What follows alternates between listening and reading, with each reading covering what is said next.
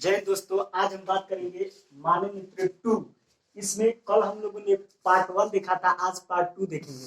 इसमें है, कल हम लोगों ने देखा कि मानव मित्र क्या है और मानव मित्र में विभिन्न उसके अवयव।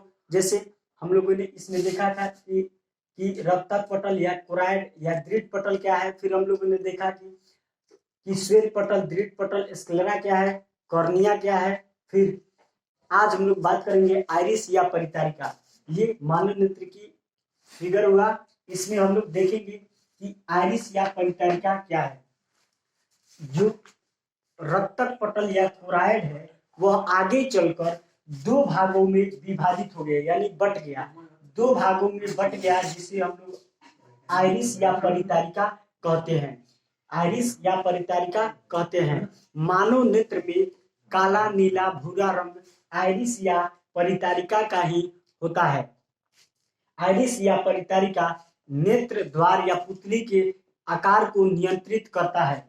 ये आइरिस या परितारिका हुआ, यह नेत्र द्वार या पुतली हुआ, इसके आकार को नियंत्रित करता है। अब हम लोग देखेंगे कि नेत्र द्वार या पुतली क्या है। नेत्र द्वार या पुतली, तो मानव नेत्र में आइरिस या परितारिका के बीच में एक छिद्र होता है। यहाँ पे ये छिद्र होता है, ये छिद्र होता है, इसे ही नेत्र द्वार या पुतली कहते हैं। नेत्र द्वार या पुतली से ही प्रकाश की किरणें मानव नेत्र में प्रवेश करती है। इसमें ये नेत्र द्वार या पुतली मानव नेत्र में प्रवेश करने वाली प्रकाश की मात्रा को नियंत्रित करता है। अब इसमें देखेंगे कि नेत्र लेंस, नेत्र द्वार या पुतली के ठीक पीछे एक मुलायम एवं पारदर्शी पदार्थ का मिलकर बना एक लेंस होता है, जिसे नेत्र लेंस या नेत्र लेंस कहते हैं। यह लटकने वाली बंधन, जिसे सिलियरी मांसपेशिया या पक्षमाभी मांसपेशिया कहते हैं, से लटकता हुआ होता है, जिसकी प्रकृति उत्तल लेंस की तरह होती है। यह जो सिलियरी मांसपेशिया या पक्षमाभी मांसपेशिया है, यह मानव नेत्र में फोकस दूरी को नियंत्रित करता है। मानव नेत्र में फोकस दूरी को नियंत्रित करता है। अब हम लोग आगे देखेंगे इसमें रेटिना या दृष्टि पटल। रेटिना या दृष्टि पटल मानव नेत्र के सबसे भीतरी भाग को ही रेटिना या दृष्टि पटल कहते हैं।